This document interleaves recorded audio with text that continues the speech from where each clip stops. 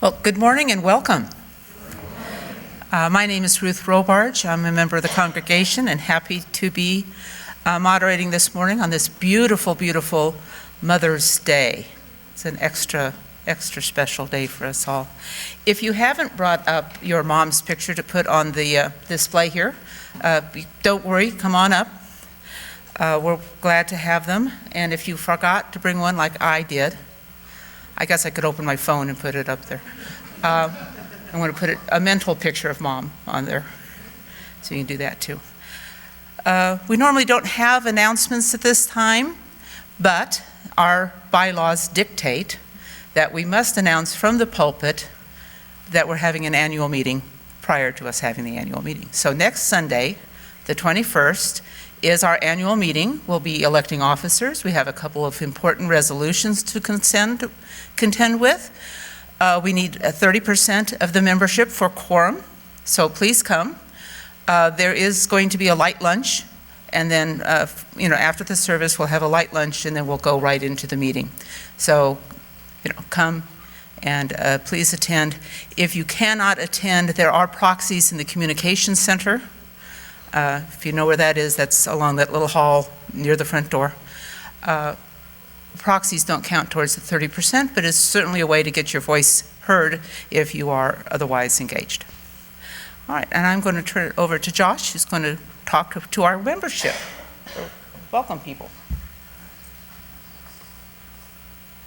Well, once again, good morning, everybody. It's always lovely to be with you on Sunday mornings and to welcome our new members and visiting guests alike. So, do we have any members or visitors that could introduce a visitor that you've met this morning? Anybody? Oh, here's, okay. I'm Amy Robertson, and I'm so happy that my Mary Ellen visited this year at the garden today. And Mary Ellen has been listening to the office every Tuesday morning. Tuesday at 12. So, thank you. Well, welcome. Welcome. Do you have any other visitors or guests who would be kind enough to introduce yourselves to us this morning? Oh, welcome, Tina. My name is Tina Lahuarte. I just relocated here to Kansas City from the Chicago area, and I've been in so And Tina's our newest member, by the way, so welcome. She joined this morning. Yeah. Well, everybody, we have a wonderful service lined up for you today with Reverend Diana at the pulpit. I do have one more announcement, however. At around 8 o'clock this morning, an email went out that canceled the Stewardship Cottage meeting that's supposed to happen at 12:30. Well, that is not canceled. The email gremlins have canceled it for us, but it's still going to be held if you were on that list in the library immediately following the service. So please do join in that event if you were on the list to be there. And otherwise, have a great morning.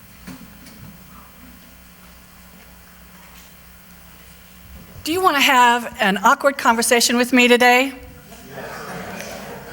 Maybe no? Well then, I'm done.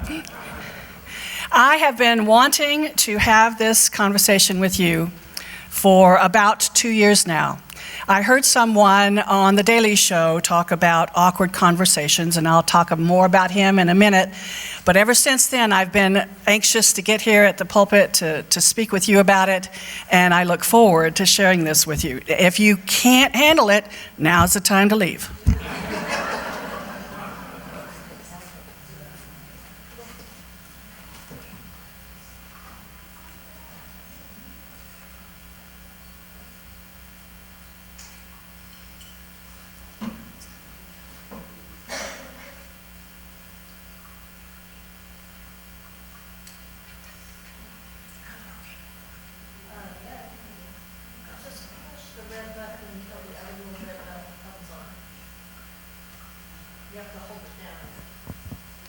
Holding down. Nothing's happening. Techie to the rescue.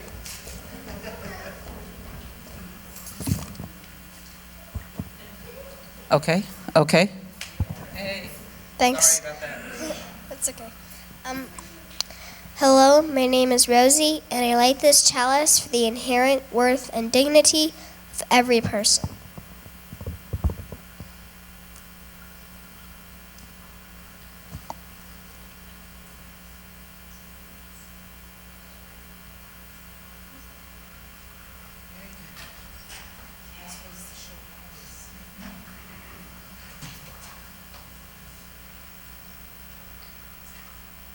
Okay, so if you would stand as you are able or want to, and join me in confirming the words of our covenant.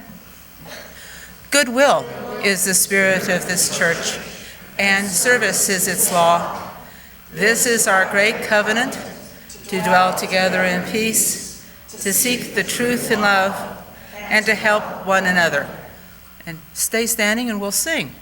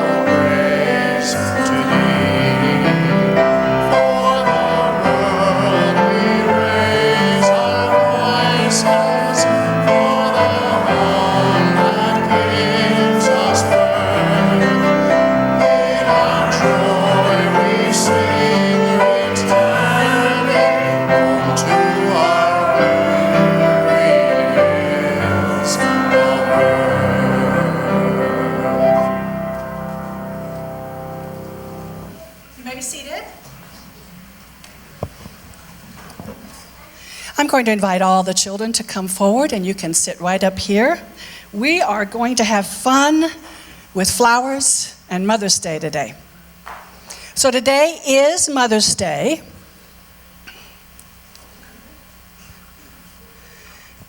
I'm going to, yes? Convenient that it's on a Sunday. Yes, or else I would be talking about the wrong stuff today. It's always on a Sunday. So on Mother's Day, we do what we appreciate mothers. Can someone tell me what appreciate means? Yes, Rosie. To acknowledge all they do for us?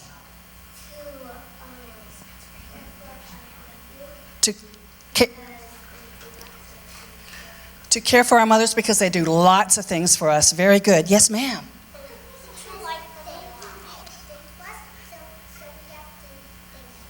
They do all kinds of things for us, so we need to thank them. Yes, ma'am.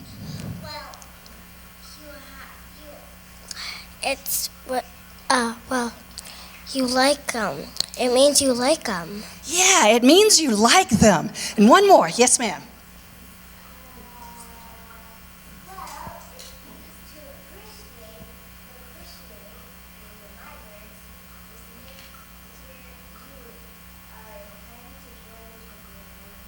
Very good. Yes. You should get up here and preach. I like that. In my words, appreciation means because you're kind to them because they're kind to you, whether it's your mother or your grandmother. Very good. Excellent. What? Oh, because they both have ma in them. Very good. They're taking care of you. So now, what we're going to do you know how to bless someone? Do you know what a blessing is? Maybe? Okay, can you know how to hug your mom, right? Okay, well, you can do a hug without your arms. You can do a hug with your thoughts and with your heart.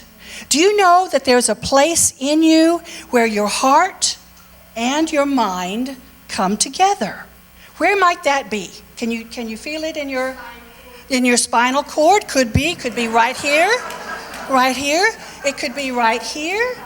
So what I would like for us to do, everyone, if you have your pictures here of your mom or just in your mind's eye, we're going to bless our moms. It's a way of giving a hug if we're not there personally, if we can't really put our arms around them. It's still a blessing. So if you just take a moment and close your eyes, and we're going to hug our moms with our hearts and our minds. And we appreciate our moms and all they've done for us. And it feels good to bless them back. And so it is. And now if you will just stay seated here, we're going to have a special blessing for moms.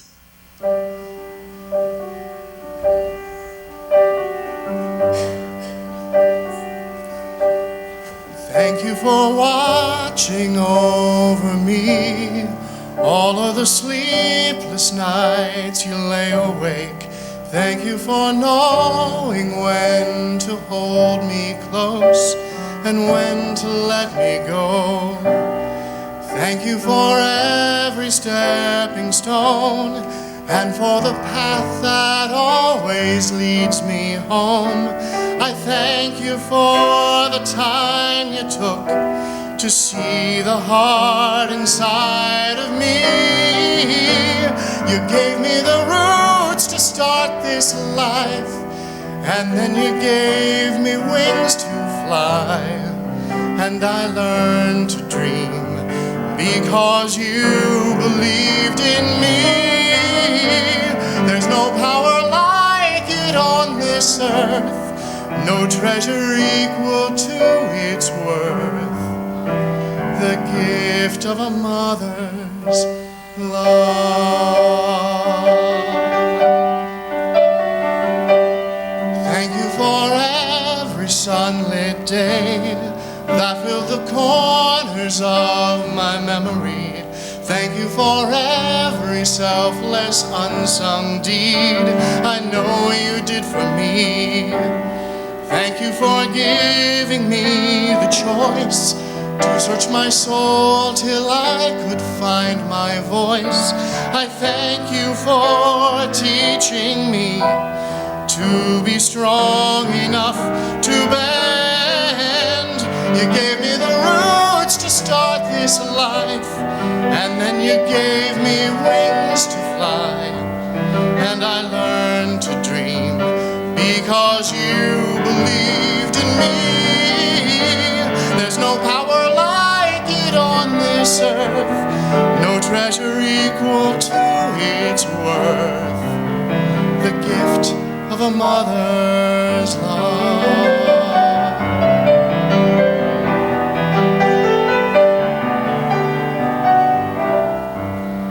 I thank God for a mother's love.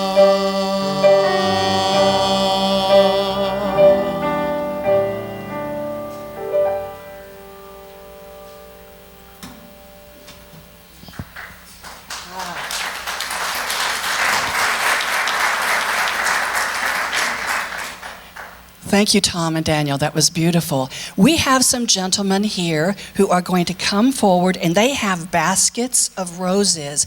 We'd like for each one of you to take a rose and take it back to your mom or your mothers, and then we're going to sing a song, and you guys get to go to Sunday school.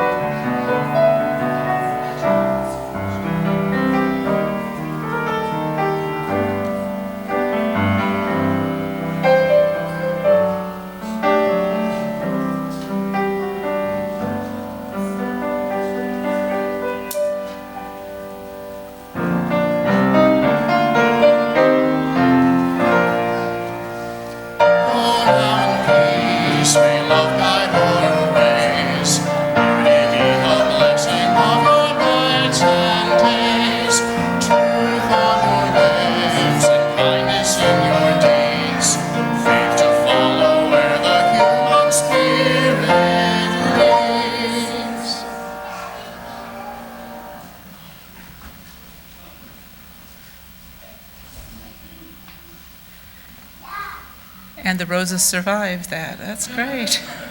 That's great. Well, we've come to the point in the service where we're going to be taking up our offering. Today's offering is going to the Giving Grove.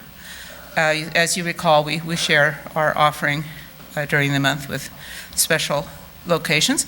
And Rob Ryman is here today to make his give an explanation and all. When you're ready to write your check, make sure you put on the memo line special offering, and then after he's done, we'll take up the collection. Rob?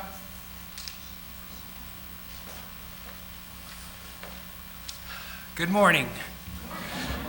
Thank you for the opportunity to be here on this very special day when we lift up the women in our lives that are so special.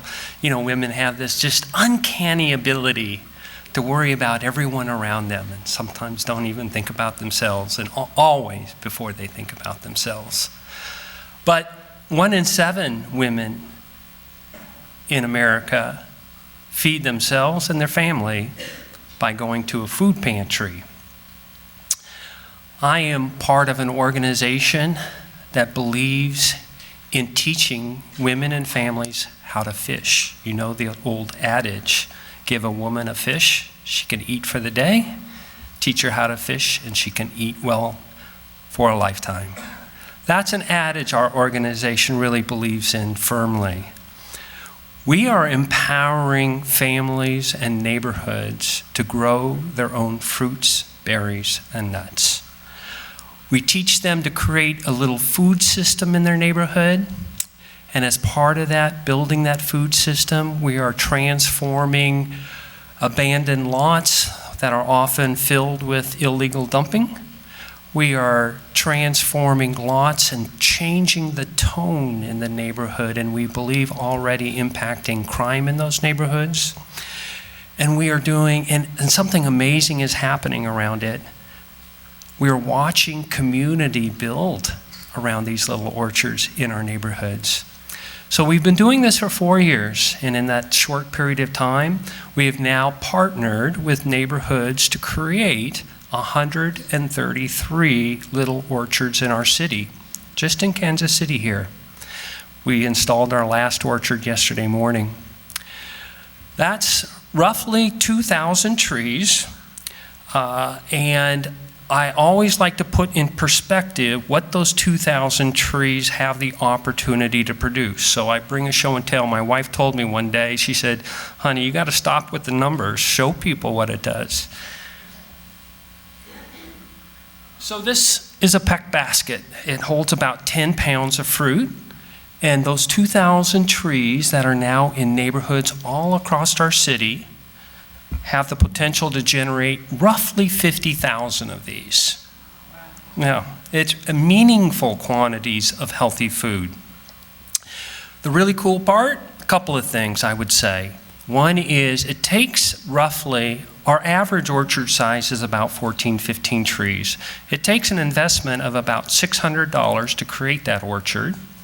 And it produces about $6,000 worth of healthy food year after year for about 25, 30 years. Really great ROI for those folks interested in ROI in the audience. One other really important thing is it is directly in those neighborhoods of need. So the food mostly is not distributed. It's right there where it can be picked straight off the tree and go into the belly. Our organization is called the Giving Grove. I'm honored to be here. I am honored to be part of the special offering today. Thank you for having me.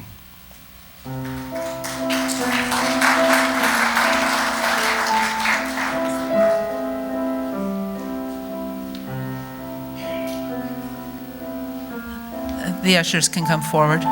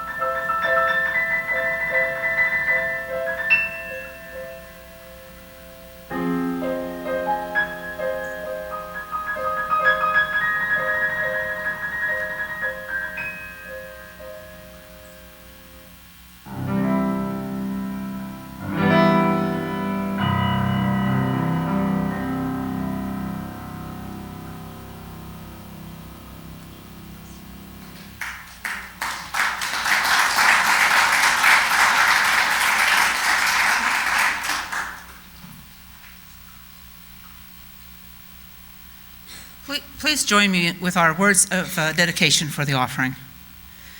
We dedicate our offerings and our actions to the mission at the heart of this congregation, to build a respectful, caring community, to inspire personal and spiritual growth, and to create a just and compassionate society. Thank you. Thanks, Ruth. As I mentioned earlier, I have been planning on talking to you about an awkward conversation for a couple of years, and so in the last several years it has attracted to me all kinds of awkward conversations so that I get to practice what I preach. I learned a long time ago never to pray for patience. I heard 2 years ago on The Daily Show with Trevor Noah, a gentleman, he is a very tall, 6'5" black man, W. Kamau Bell, who is a comedian.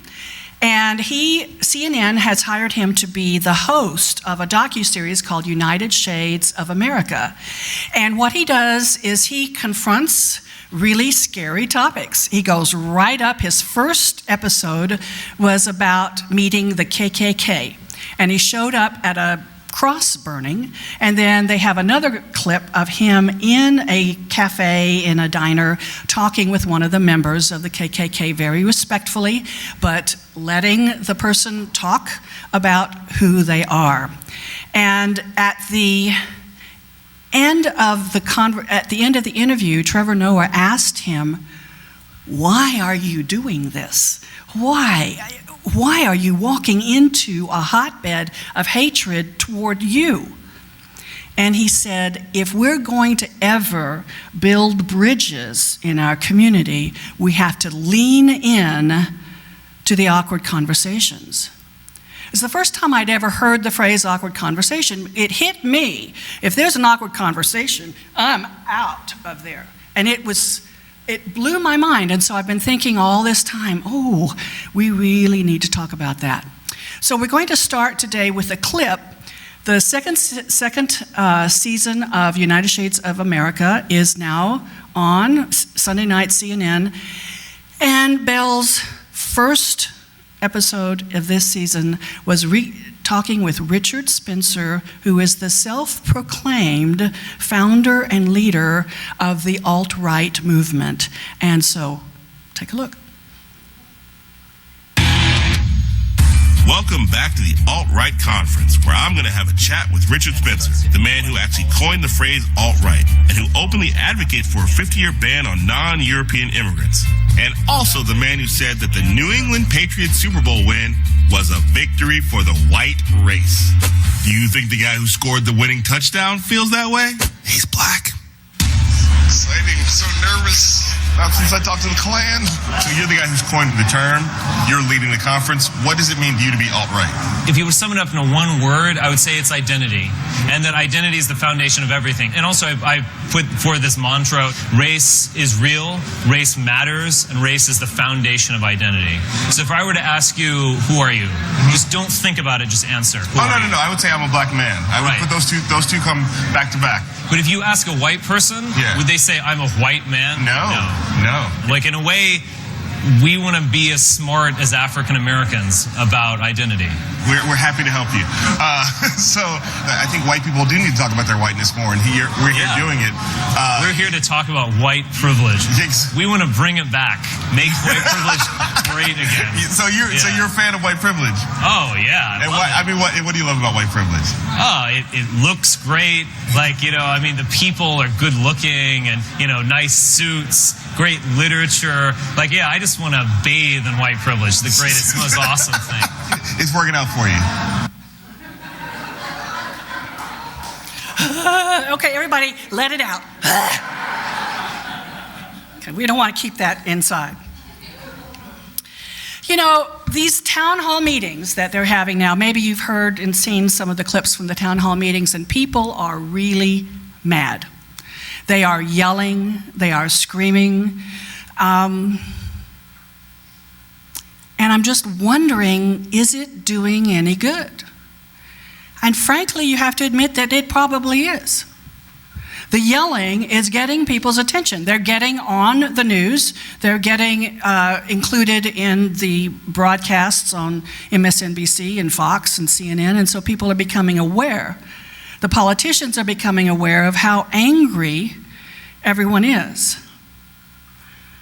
But I'm wondering, after we hit them in the head with the hammer, and we say, now that I've got your attention, can we sit down and talk? Because I'm wondering how far the yelling is going to take us. Decades from now, are we going to have candidates tell us in their campaign speeches about the many brawls that they have won, and that's how we'll know to vote for them? Senator Ben Sasse from Nebraska, I will tell you that he's a Republican. I heard him on NPR on Friday morning, and he was talking about the crisis of public trust in America. He says that there's been an erosion of the shared narrative of the United States, which means we don't know who we are anymore. We're not in agreement about what the United States stands for. And he's very concerned about the crisis of trust in America. He says Putin's main goal is not to elect a particular candidate. Putin's goal is to create distrust in our society, where we don't work together, where we don't believe each other, where we hate each other. And Senator Sasse says, and Putin's winning. So I'm concerned about the awkward conversations and how can we move from, after we've got their attention, how can we have the awkward conversation? What makes a conversation awkward? This is a time for you to feed back to me, audience participation moment. What makes you awkward in having a conversation with somebody? What makes you feel awkward? Different facts. Different facts. Yeah, that's not the fact that I'm aware of. Right. Different facts, alternate facts. What else? Yes, Saren. Words that make you nervous. To say. Oh, do I have permission to say that? Yes, tell me. Feeling uncomfortable. Why do we feel uncomfortable? I will tell you, when I was growing up, I was taught to be a people pleaser. I've gotten over it, but not really, but I don't want you to think that I'm a people pleaser. Actually, you know, that idea of, do I have permission to say my truth? What will happen to you if I tell you what I'm really thinking or what I'm really feeling? Will you leave me? Yes, Amy. Fear of judgment. After I speak my truth and after I state my needs, am I going to be standing up here all by myself because you've judged me and thrown me away?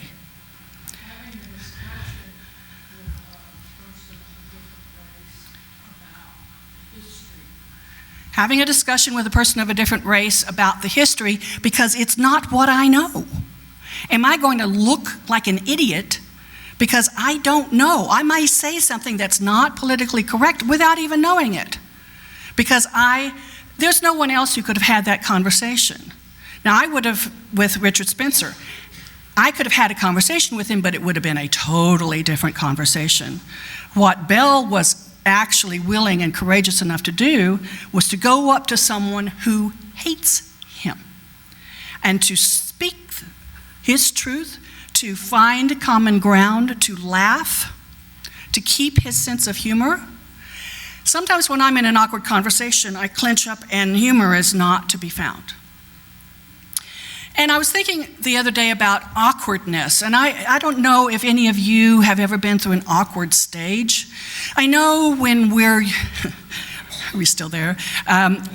When we're young girls turning into women, and our arms are too long, and our legs are too long, and we've got the braces, and our teeth are too far out, Awkwardness can come when we're in the middle of a transition, in between stages, and we don't really know right yet who we are.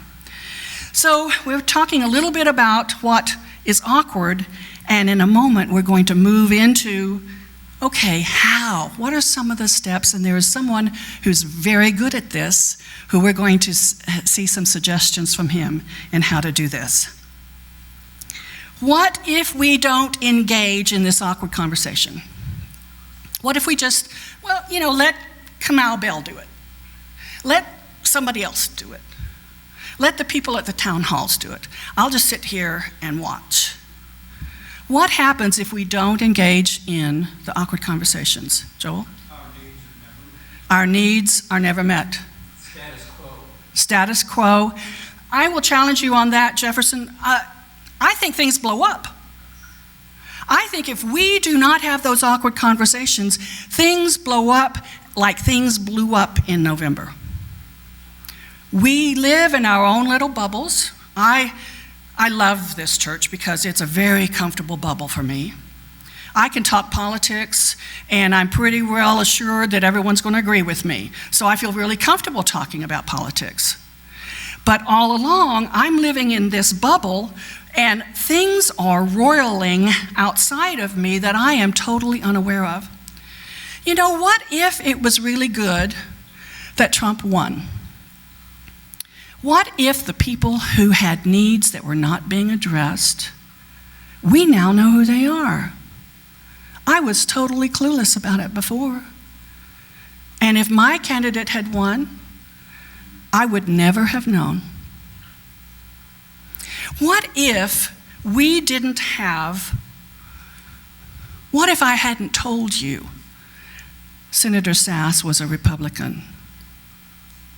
Would you have guessed that he was a Democrat? What if instead of every time somebody is on television and they put D-I-R across their name, beside their name, what if they didn't do that anymore?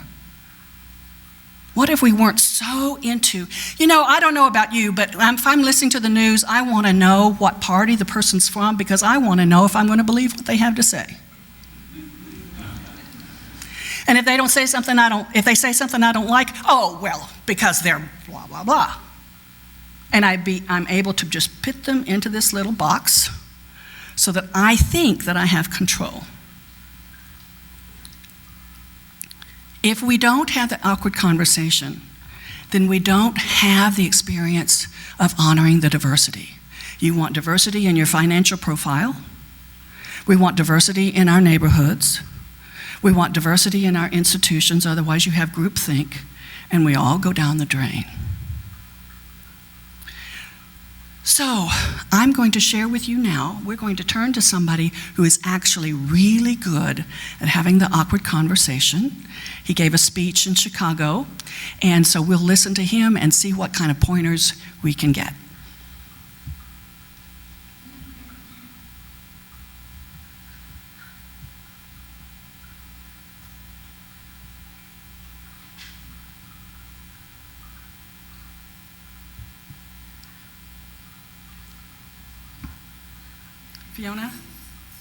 Fiona?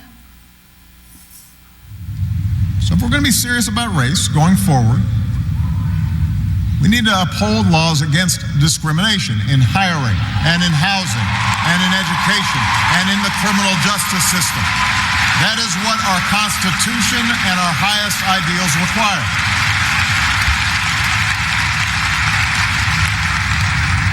But laws alone won't be enough. Hearts must change. They won't change overnight. Social attitudes oftentimes take generations to change. But if our democracy is to work the way it should in this increasingly diverse nation, then each one of us need to try to heed the advice of a great character in American fiction, Atticus Finch, who said, "You never really understand a person until you consider things from his point of view, until you climb into his skin and walk around in it." In his own farewell address, George Washington wrote that Self-government is the underpinning of our safety, prosperity, and liberty. But from different causes and from different quarters, much pains will be taken to weaken in your minds the conviction of this truth. And so we have to preserve this truth with jealous anxiety that we should reject the first dawning of every attempt to alienate any portion of our country from the rest, or to enfeeble the sacred ties that make us one.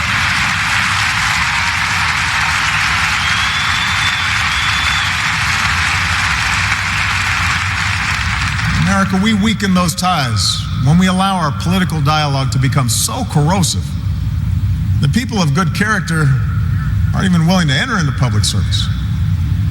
So coarse with rancor that Americans with whom we disagree are seen not just as misguided, but as malevolent. We weaken those ties when we define some of us as more American than others, when we write off the whole system as inevitably corrupt,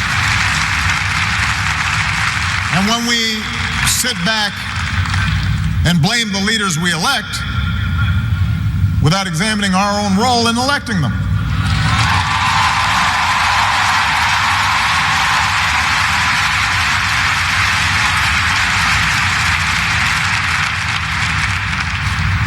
It falls to each of us to be those anxious, jealous guardians of our democracy,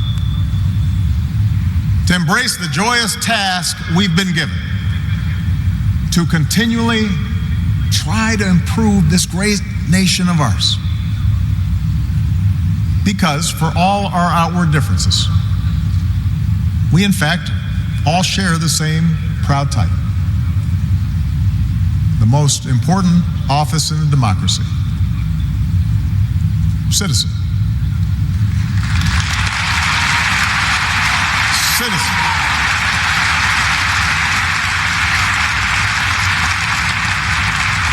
So you see, that's what our democracy demands.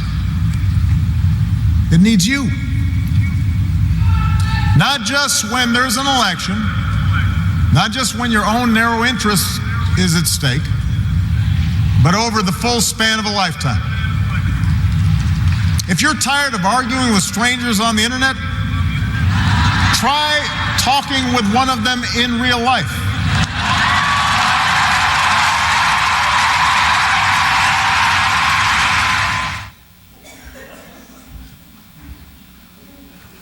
Try having that awkward conversation instead of writing back in cap letters and exclamation points and casting somebody out of our friend network. So we've picked up a few pointers from Barack Obama on how to have an awkward conversation and how to support the greatest role in a democracy, being a citizen. And in a moment, we're going to talk about it in our personal lives, because I don't want this to be all about politics. But we'll start here. The Constitution. Very important to Barack Obama. He loves the Constitution. Our highest ideals, the premise, the ground on which we stand, that's number one. Number two, he talks about remembering what Atticus Finch said. Seeing something from somebody else's point of view. I'm going to call that compassion. The third one is, he said it in another part of this, I thought I had it in this, but he says, you presume a reservoir of greatness. You presume a reservoir of greatness. So I'm going to call that confidence.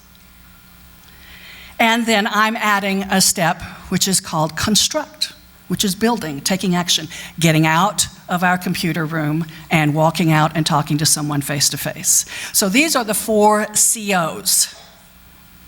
Constitution, compassion, confidence, and construct. So let's take a look at compassion, and what about let's talk about in our own social lives. How can we use these 4 steps? Constitution, compassion, confidence, and construction in our own lives. Let's say, since it's Mother's Day, I think there are a lot of people at brunch today, and that's great. But let's say sometimes Mother's Day and Father's Day are hard to talk about. They're hard for ministers to talk about because our families of origin have stuff for us. It's where we learn who we are and who we aren't. And we all get to praise our families of origin and get to work with that. So let's just say that we're having a situation in a family, something that's just not quite right. Okay, the Constitution, let's look at that. Constitution, not only your highest ideals, but what is your personal constitution? What is your makeup? Now, there are some people in my life that having the awkward conversation is just not going to work. There's too many filters. There's too much stuff. There's too much noise in the channel. And I certainly don't want to start there. I might want to practice with somebody else. Now, I do not have the Constitution. I was not raised like Kamal Bell was. So I got to start where I am. So the Constitution is your highest ideals. Now, if you're working with your family, what's your highest ideal? Keeping the family intact. Honoring each family member. Now, intact may mean we have to let go, but I can still keep that love. What about the compassion? Looking at someone from their point of view. What must it have felt like for my mother to grow up in a family where she didn't have anything? What must it have been like for her mother to die while they had conflict? She never heard from her mother that she was valued. So we look at it from another person's perspective, another person's point of view. When Obama said, do not alienate any particular portion of the citizenry, well, we don't want to alienate anyone from our family, from our hearts, alienate parts of ourselves from ourselves. What about confidence? Presuming a reservoir of greatness. Now, here's where I'm going to get spiritual. To think that there is something higher than our own limited perspective. I don't care what you call it. We could call it our higher power. We could call it the value of this beloved community. People who speak the truth here in love and respect. We could call this higher power God. We could call it spirit. But knowing that the arc bending toward justice that Martin Luther King talks about, that there is something happening that is bending us toward justice and equality and love. Trusting that in our families. Construct. Then that's when we have the conversation. It may be, I need to move out. It may be, I need to get a job. It may be, I need to ask for forgiveness. I think the greatest gift that a mother could give her children is to say, I made a mistake. Can you forgive me? What about the personal, the intrapersonal? We've talked a little bit about how to apply it to the awkward conversations in our family. We'd also work with your coworkers. One thing about coworkers is to think about the Constitution, think about the way the workplace is set up. Perhaps if you have a conflict with someone, there are rules on how to do that. So think about the Constitution in your workplace. What's the culture of how do you talk about things that are uncomfortable? But let's move to the inner life. Because all of the yelling that's going on out there, it starts here. The battles that I see out there are reflections of, I don't feel good enough, or I am going to ask you, or I'm picking up that you are against me or that you are judging me, and so I'm picking that up because of me. A lot of the battles that I'm doing out there are because I am not square with myself. I am shaming myself on some level. So how can you, what's your constitution regarding your personal relationship with yourself? What's your value? What's your highest ideal? Does anyone want to share what's your highest ideal in your relationship with yourself? Growth.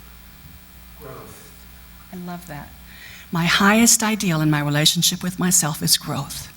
And so I have to see if I've just planted an idea or if I've just started something that I've never done before, I have to allow myself to make mistakes. How can I grow if I don't know what the opposite of that is? If I plant a seed in the ground, the shell has to die in order for the shoot to grow. Very good, thank you. So what about compassion? Compassion with yourself. How do you have the awkward conversation with yourself and have compassion? Anyone? Yes, Jenny.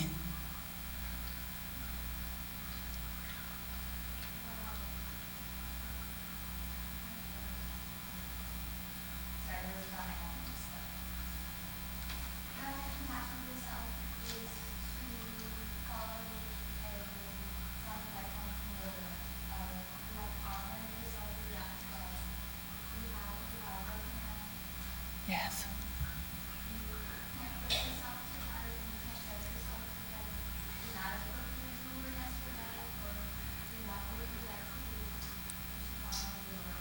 Yeah, honor where you are right now. I cannot know tomorrow what I'm going to learn today. Honoring who we are right now and compassion. I will tell you, I think some of us grew up with the idea that punishment sets us free. So we keep punishing ourselves. Punishment somehow atones for the mistakes that we made. But pretty much what we learn from that is I just keep punishing myself. I don't know when the timeout is over. Confidence. Confidence that there is something within you that is greater than your opinion about yourself. And it doesn't really matter what we think about where that came from. But have you ever had the experience of doing something you went, I had no idea I could do that. I had no idea I could forgive that person. I had no idea that I could actually tackle that and understand that subject. That there is something in you that is greater, that is moving you and urging you forward to become all that you are. And construct. So what kind of action can you take? What kind of action can you take to be your best self? What kind of conversation could you have with yourself to set yourself on a new path? To let go of what was yesterday and to move on into tomorrow. This is the moment. This is what you were made for. This is the moment that you can grasp and claim for you to build a life and move through the awkward transition from stage to stage and love yourself into your new life. This is the moment.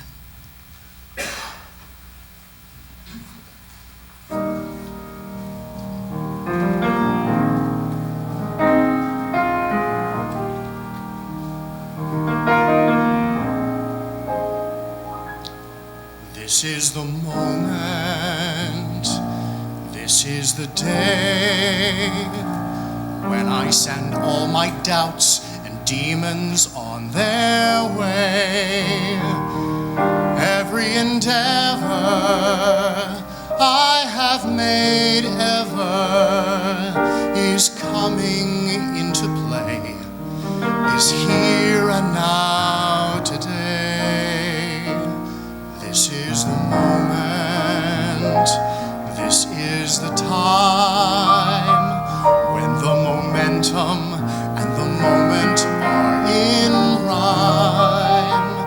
Give me this moment, this precious chance. I'll gather up my past and make some sense at last. This is the moment when all I've done, all of the dreaming, scheming, and screaming becomes one. This is the day. See it sparkle and shine when all I've lived for becomes mine.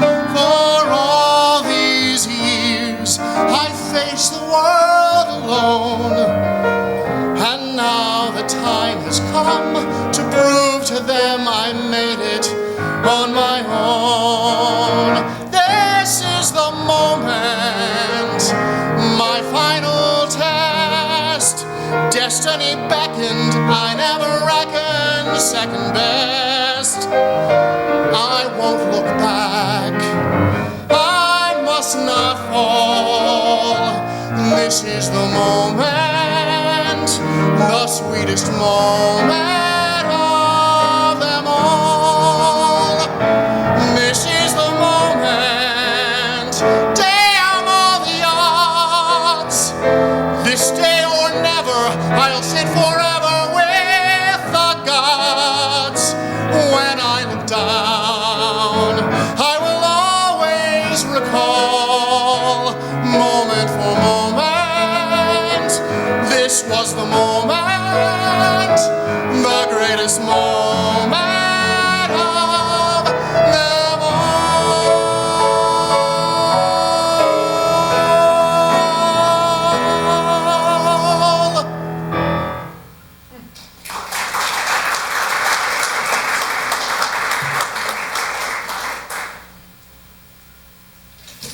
Thank you.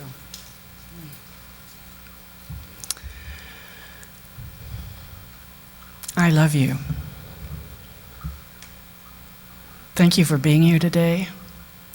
Thank you for engaging in the conversation. It may have been awkward for you to speak up. Thank you for risking being seen.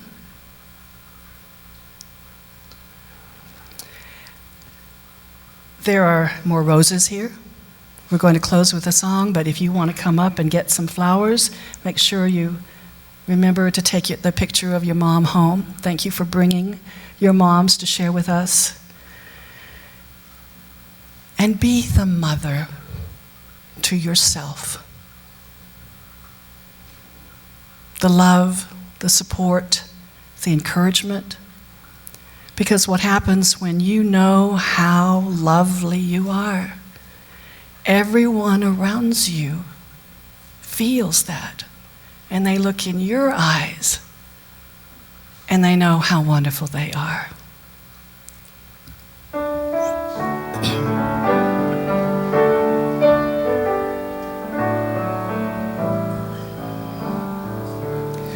It's in every one of us to be wise.